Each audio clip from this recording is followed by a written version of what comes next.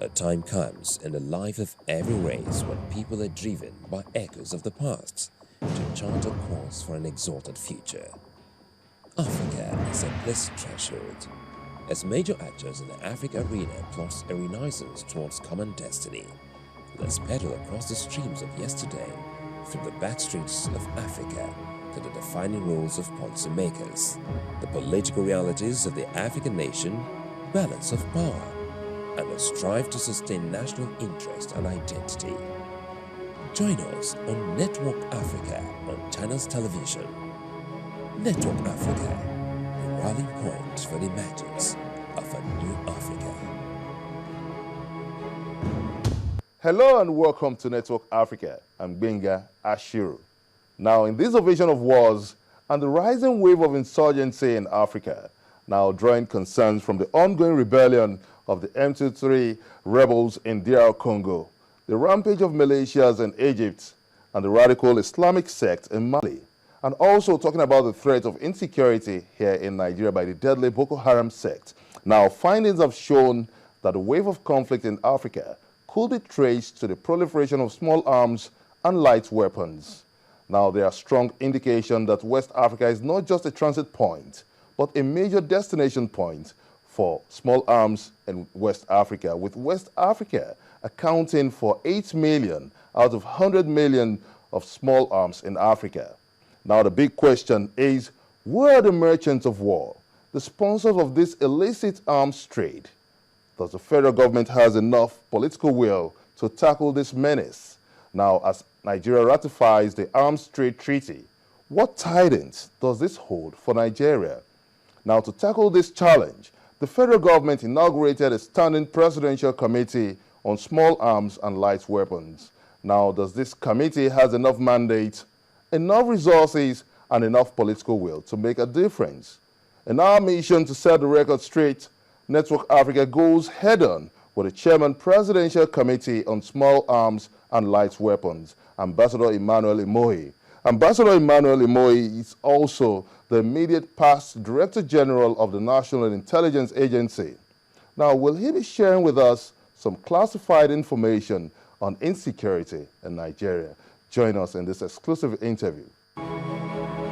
Now, as the Chairman Presidential Committee on Small Arms and Light Weapons, could you briefly discuss your terms of reference with us to give us an insight into the scope of your committee on fighting the spread of small arms and illicit possession of light weapons in Nigeria?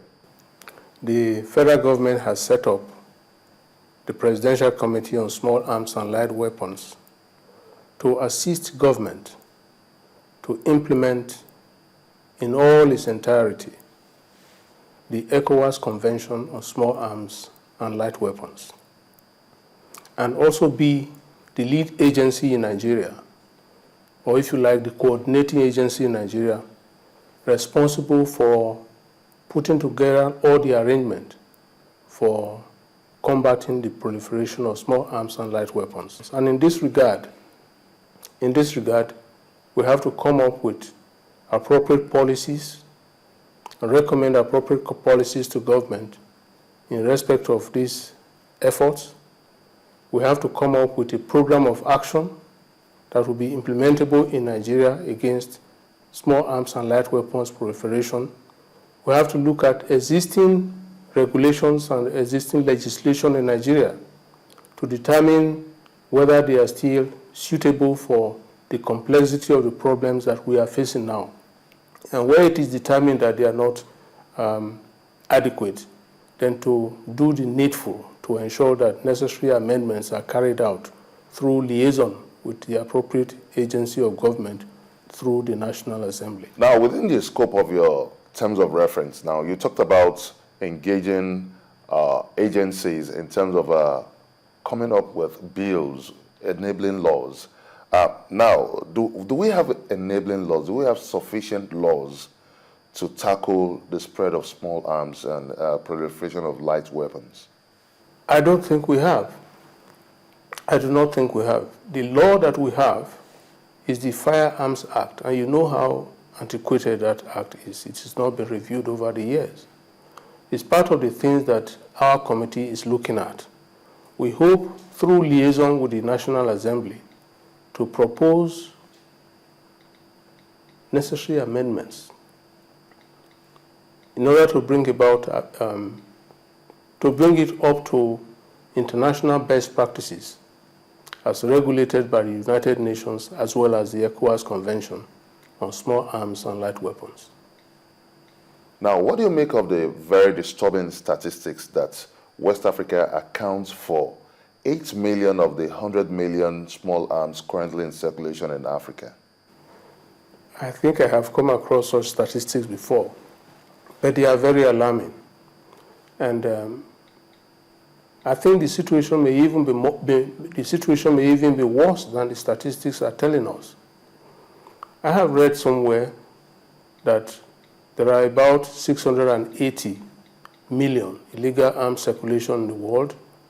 Out of this number, 100 million or so are said to be in Africa, and out of this number, 8 million or so are said to be in West Africa, and between 2 to 3 million estimated to be in Nigeria. It's a very profound problem. It's a serious problem, and I think that is the reason that government feels sufficiently engaged to ensure that a committee such as ours is put in place, and given the kind of mandate that we have been given and the encouragement we have gotten so far. I mean, committee has a lot of goodwill within circles of government, and we hope to do our best. Now, you talked about laws being antiquated and not compliant to a modern standard now. So, having discovered this, what are you doing to ensure that our laws are compliant to United Nations standard in fighting the spread of small arms and light weapons? The United Nations Program of Action is not a new phenomenon. It's been with us since 2001. In fact, member countries of the UN began negotiating that document since 2001. It was adopted much later. You know, the program of action has two main aspects. One is limiting the circulation of small arms and light weapons through trade. The second aspect is manufacturing of these weapons. The manufacture of these weapons is the second aspect. The UN does not believe that people should be entirely free to produce and circulate these weapons. And because of the problem that the weapons have been causing for security all over the world, decided to act as a regulatory agency and came up with the UN Program of Action on Small Arms and Light Weapons. But it didn't stop there.